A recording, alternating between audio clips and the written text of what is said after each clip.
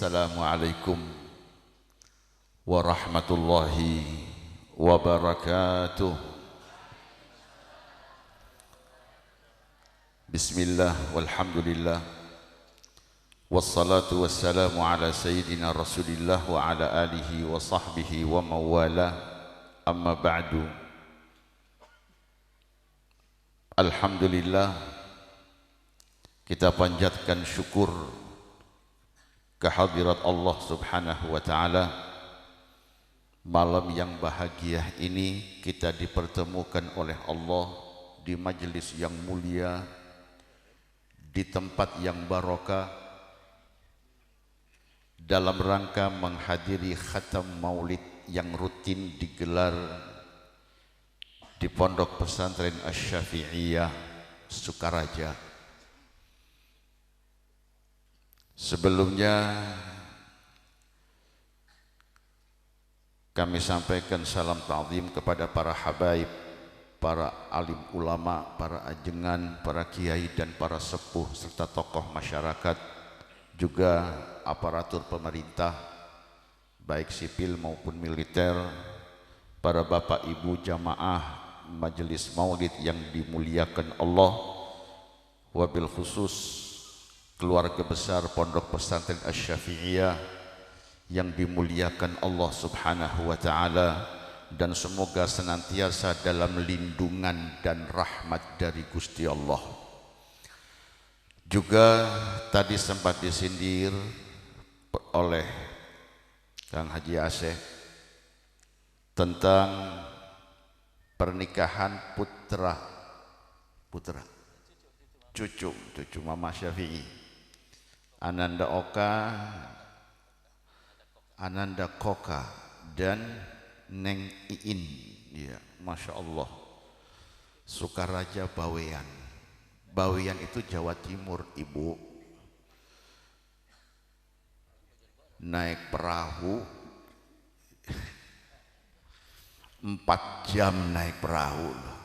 Ya. Ya itulah jodoh. Jodoh ketentuan Allah Subhanahu wa ta'ala. Tidak ada yang tahu kecuali Allah Subhanahu wa ta'ala. Jadi jangan terlalu dipikir, lah ini Sukaraja kok kebawean. Kalau terlalu dipikir nantinya error. Jadi jangan terlalu dipikir, anggap ini sudah takdir Gusti, jodoh beres. Yang perlu dipikir oleh kita, bagaimana kita bisa mendapat barokah dari Kanjeng Nabi. Kalau sahabat-sahabat Nabi yang hidup bersama Nabi, mereka enak, ingin dapat barokah Nabi, tinggal datang ke masjid, bertemu dengan Nabi, bisa langsung dapat barokah dari Nabi. Apakah dengan bersentuhan kulit dengan Nabi, salaman, barokah. Ada yang sahabat pipinya ditempelkan di perut Nabi, barokah. Ada yang rambut Nabi, ada yang keringat Nabi, ada yang dengan gamis Nabi, serban Nabi, enak karena Nabinya ada. Nah, kalau kita pengen dapat barokah Nabi, ya alhamdulillah, sekalipun Nabinya sudah tidak ada, tapi masih bisa dengan cara kita bersolawat kepada Kanjeng Nabi, dengan cara memuji Nabi Sallallahu Alaihi Wasallam, seperti yang digelar, yang dilakukan di Pondok Pesantren Asy-Syafi'iyah secara rutin dari zaman almarhum Kiai Haji Syafi'i. Setiap malam 40 hari, 40 malam. Masya Allah. Ya, namanya arba'iniyah, sunnatan hasanah. Mudah-mudahan keterima dan kita dapat barokah. Sejak tahun 56. Masya Allah. Kita belum lahir.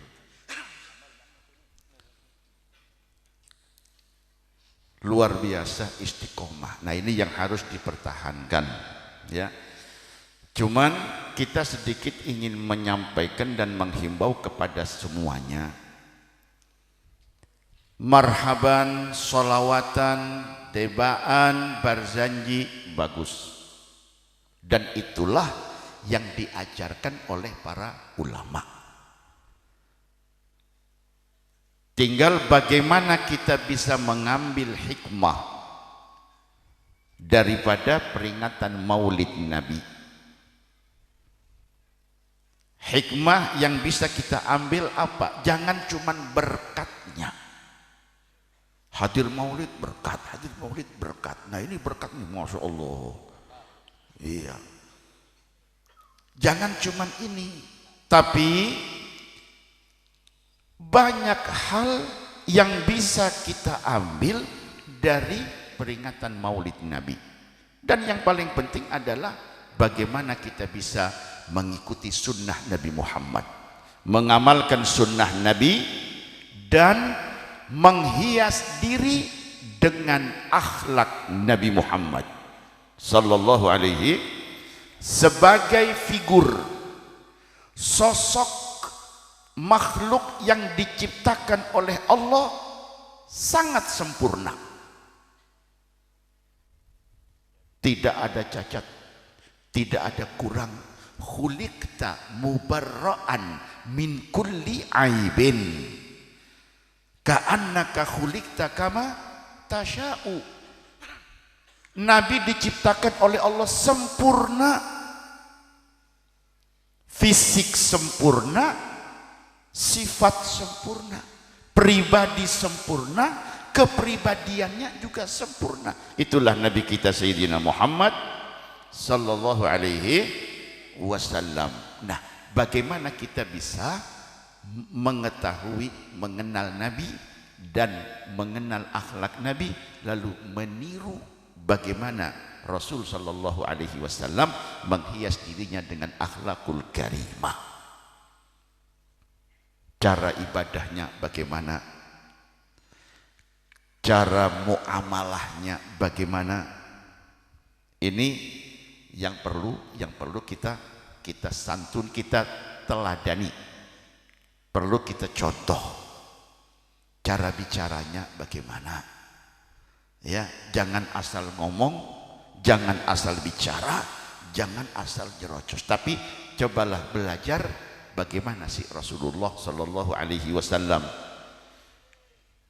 Semua akhlak Nabi Muhammad diakui oleh Allah Subhanahu wa taala dan dipuji. Nabi Muhammad ilmunya sempurna, Nabi keberaniannya sempurna, Nabi kedermawanannya, lomannya sempurna, kemudian kesabarannya sempurna, semua sempurna, lahiriah sempurna, batinnya sempurna, tapi tidak dipuji oleh Allah kecuali akhlaknya. Dan akhlak itu adalah barometer iman. Siapa yang akhlaknya bagus, imannya bagus. Akhlaknya rusak, imannya rusak. Akmalul mu'minina imanan ahsanuhum khuluqan. Orang mukmin yang paling sempurna imannya adalah orang mukmin yang paling baik akhlaknya. Akhlak baik, iman baik. Akhlak hancur, iman hancur. Na'udzubillah min. Maka Allah utus Nabi Muhammad untuk memperbaiki akhlak. Innama bu'ithtu liutammima makariman akhlak. Bagaimana akhlak Nabi dengan Allah? Bagaimana akhlak Nabi dengan malaikat?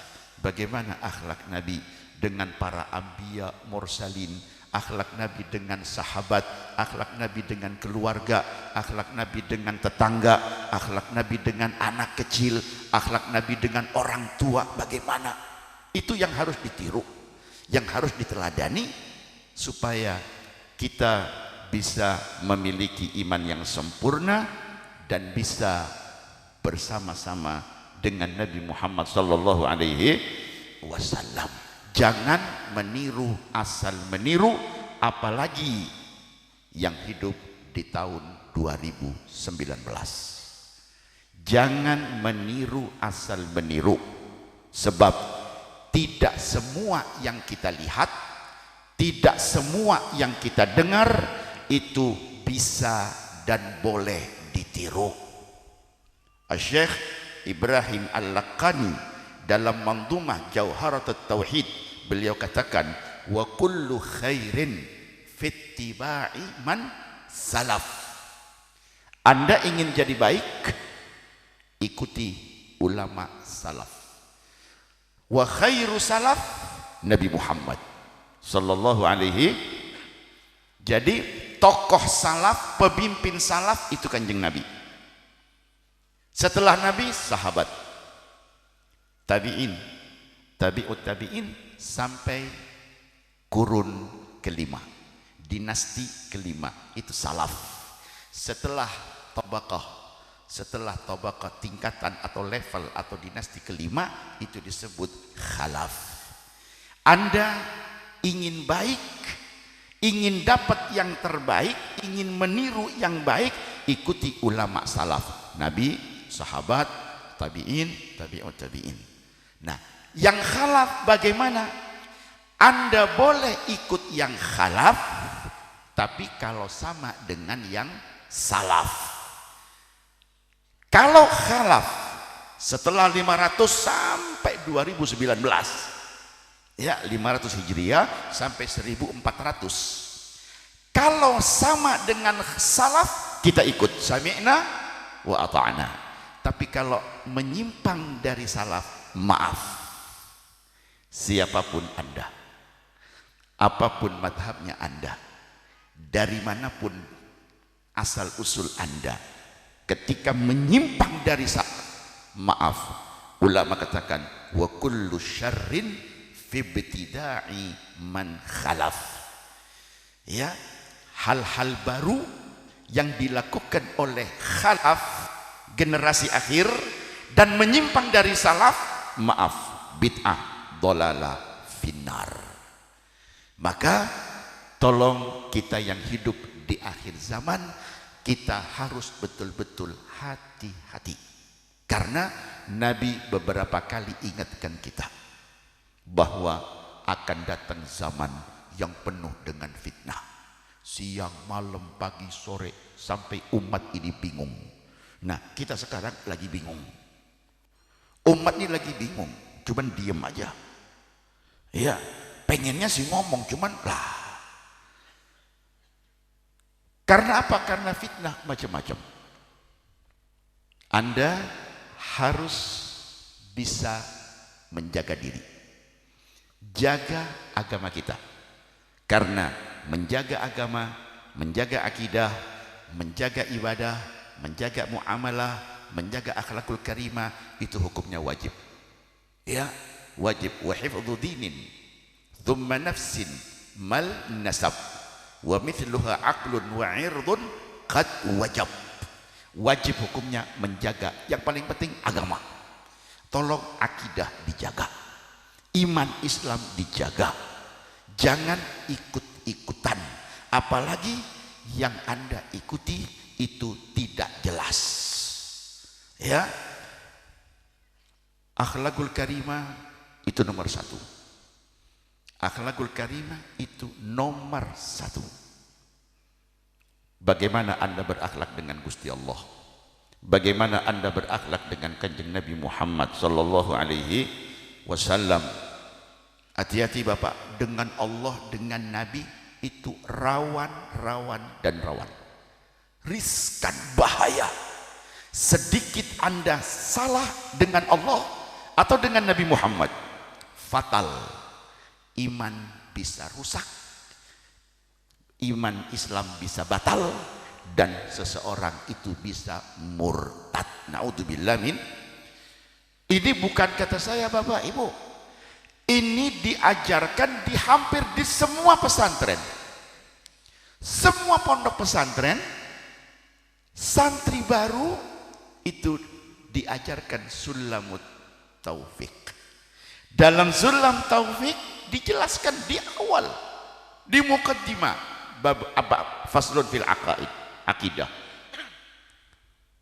Wa yajibu ala kulli muslimin hifdzu dinihi, wajib kepada setiap muslim menjaga agamanya, amma yufsiduhu wa yubtiluhu wa yaqta'uhu, dari segala apa yang membatalkan iman Islam, dari hal-hal yang bisa merusak iman Islam.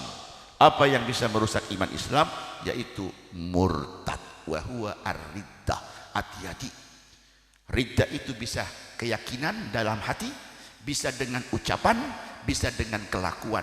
Hati-hati Bapak Ibu, kadang tidak sadar loh, kadang tidak sadar kita bicara atau kita terlintas di hati lalu diyakini, yakin bisa batal, iman rusak.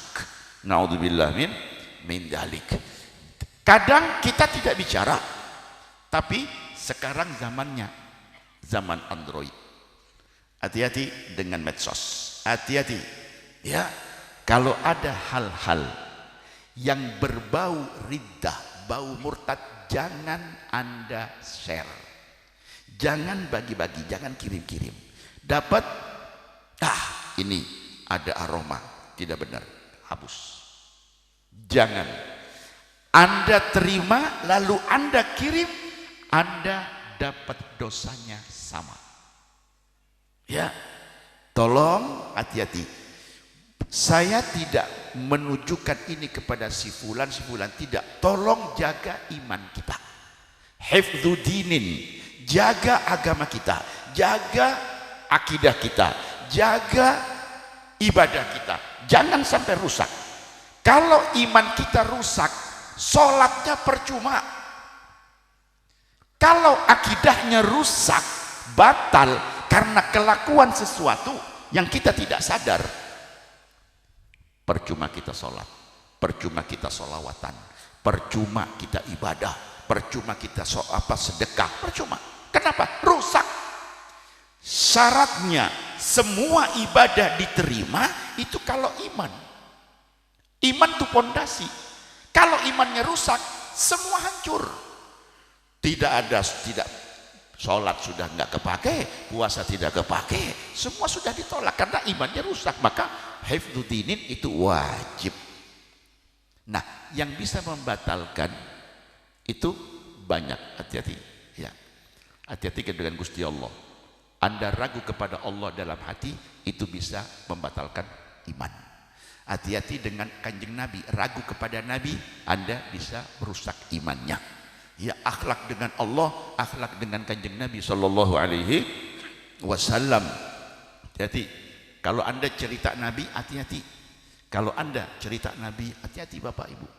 Jangan sampai ada sesuatu yang kita ceritakan padahal itu tidak dilakukan oleh Nabi, tidak terjadi kepada Nabi.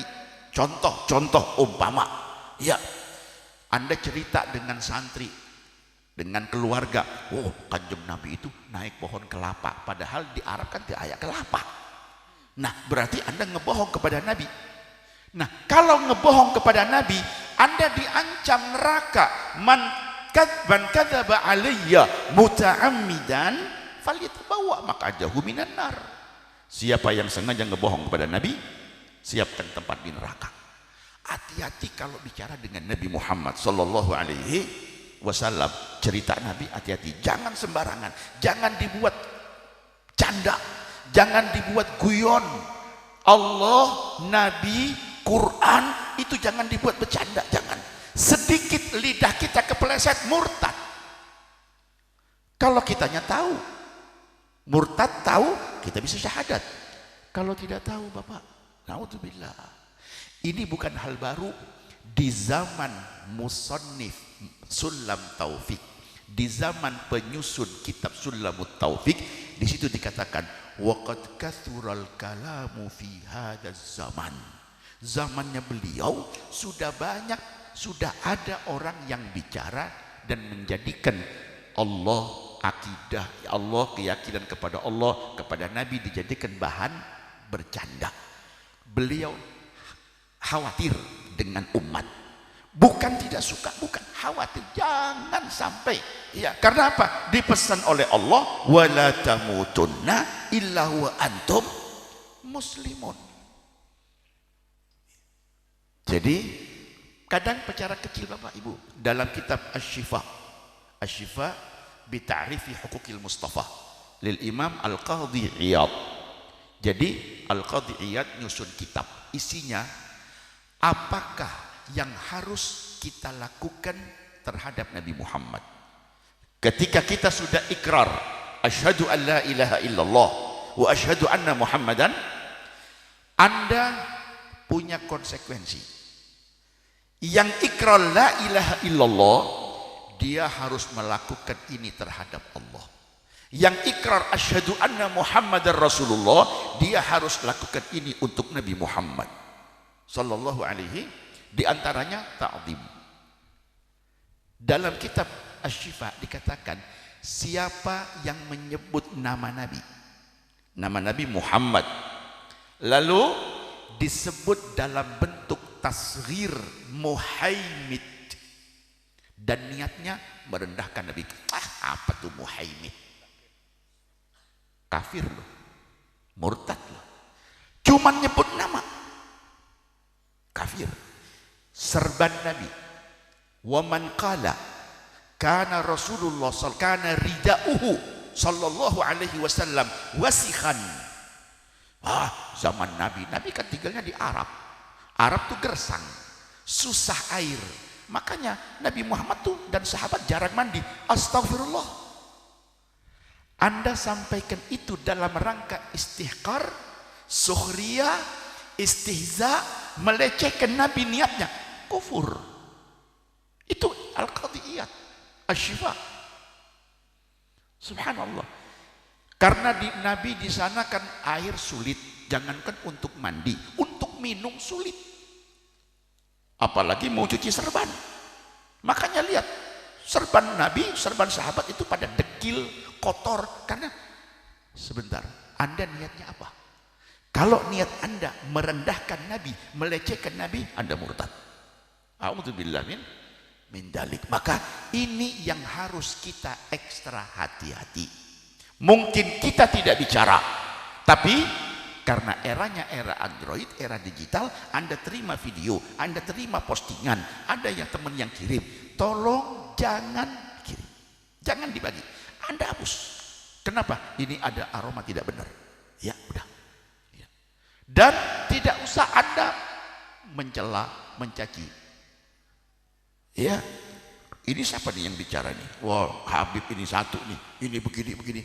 Anda mencaci seseorang Muslim, Anda di warning oleh Nabi. Apa? Sibabul Muslim fusukun. Mencaci, mencela orang Muslim itu hukumnya fasik. Ya, subhanallah. Jadi kalau kita, ya untuk itu kita perlu betul-betul mengenal agama secara utuh. Nah, supaya kenal, ya Anda merapat dong.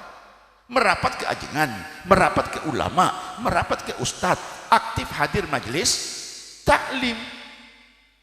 Jangan bergurunya di Google, jangan di HP. Mau ngaji agama kok nyarinya di HP, di internet, di Google, jangan. Iya, Facebook segala macam, jangan. Itu sekedar informasi saja, tapi untuk kemantapan, untuk keabsahan, ya, supaya betul-betul ilmu yang Anda terima itu betul-betul ori, lewat ajengan, ajengan lewat gurunya, gurunya lewat gurunya, sampai nyambung kepada sahabat, sahabat kepada Nabi, Nabi dari Jibril, Jibril dari Allah Subhanahu wa ta'ala. Jadi tolong Bapak Ibu, Anda ekstra hati-hati, khususnya di hari-hari terakhir ini. Karena apa? Karena luar biasa, ya, ngeri. Ya, nah tolong jangan macam-macam, ya, jaga aja sudah, jaga diri, jaga keluarga, jaga jamaah Anda. Anda yang di pesantren tolong jaga santrinya, Anda yang di rumah jaga keluarga Anda, Anda yang di masjid tolong jamaah Anda dijaga, yang di masjid, yang di musola, yang di tajuk, ya, di madrasah, tolong anak-anak kita dijaga. Jangan sampai imannya ini lepas. Ya, itu tujuannya itu. Jangan sampai lepas, hati-hati, tolong, awas, awas, awas. Ya, nah itu yang pertama. Yang kedua, ini bulan Desember. Sebentar lagi tanggal 25. Nah, saudara kita yang umat Kristiani, mereka akan merayakan hari Natal. Nah, bagaimana hukumnya mengucapkan selamat hari Natal? Ulama sudah jelaskan, ya, termasuk Al-Imam Al-Qadhi Iyad dalam kitabnya juga sudah menjelaskan. Ulama dari kurun ke kurun, dari masa ke masa, ulama dari 4 madhab semuanya mengharamkan hukum mengucapkan atau memberikan ucapan selamat kepada non-muslim di hari raya mereka. Ya. Ya. Oh, katanya kemarin ada yang fatwa. Dia bukan mufti. Dia bukan mufti. Dan fatwa ulama-ulama salaf, Imam Ibnu Hajar Al-Asqalani, Imam Ibnu Hajar Al-Haytami, Imam Ad-Dasuqi, Imam Ibn Subki, ya, semuanya ulama-ulama besar dari ulama ahli sunnah wal jamaah. Alhamdulillah, mereka semuanya sudah jelas mengeluarkan fatwanya bahwa hukum menyampaikan ucapan selamat kepada non-muslim di hari raya mereka hukumnya haram.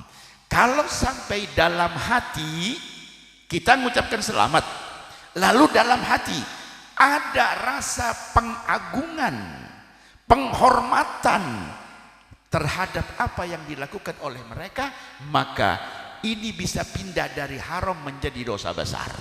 Bahkan bisa kita keluar dari Islam tanpa sadar.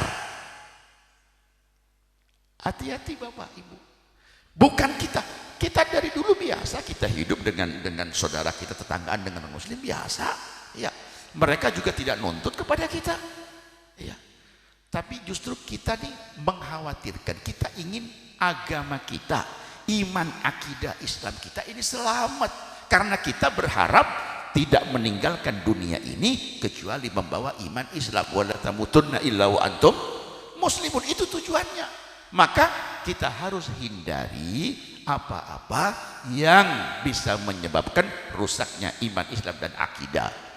Yang membolehkan gimana? Oh, itu ketika dalam kondisi urgent, terpaksa Anda hidup di negara minoritas Islam.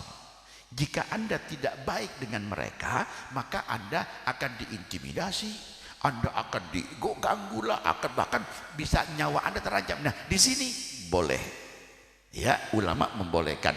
Tapi selagi aman begini, enggak. Tetap kita berpegang kepada fatwa ulama yang mengatakan bahwa itu adalah haram, ya, karena mengkhawatirkan iman Islam kita.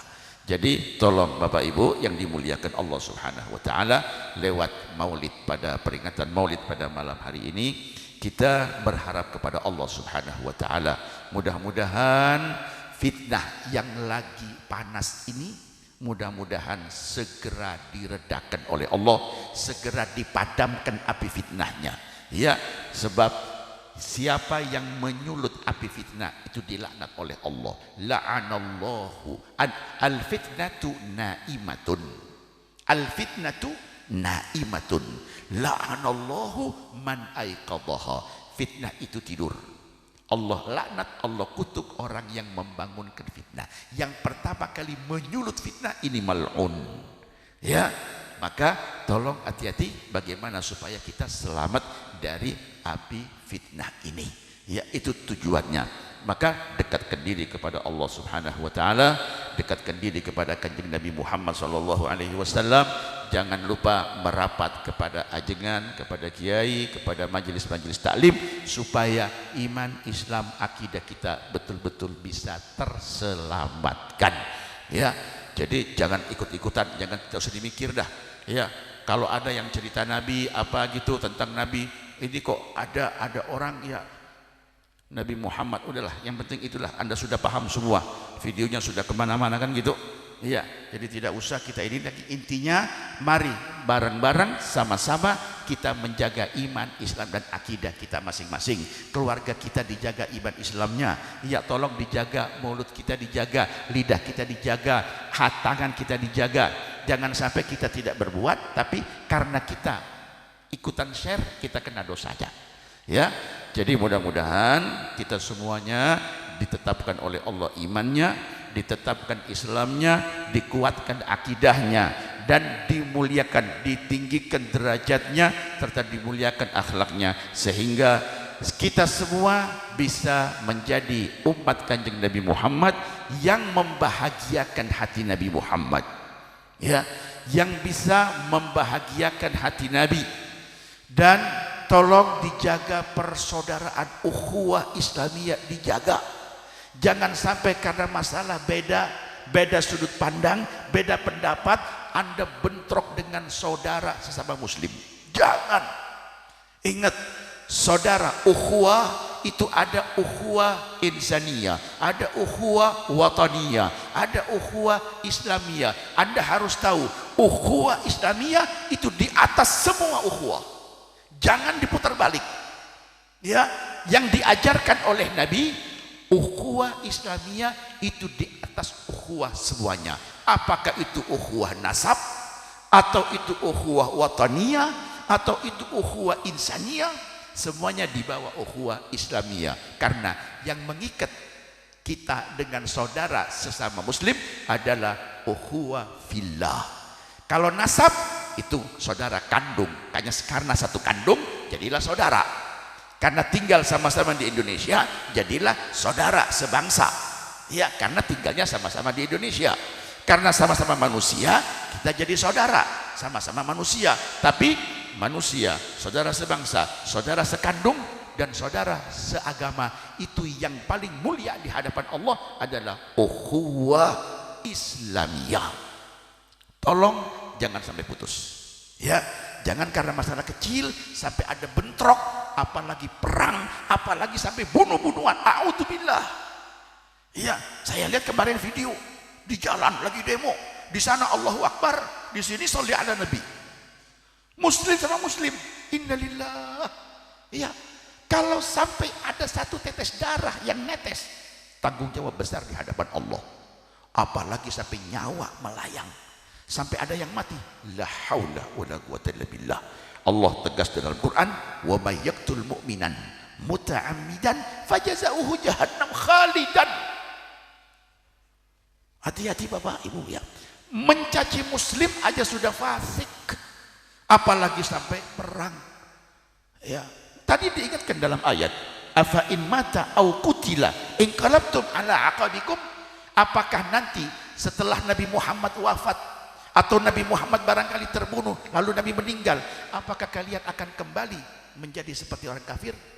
La tarji'u ba'di kuffara.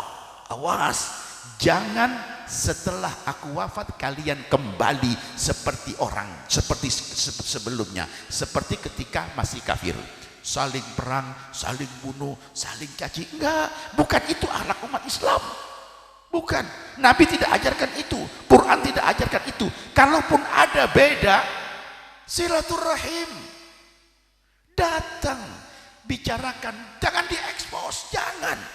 Biarkan umat ini melihat hasil yang indah.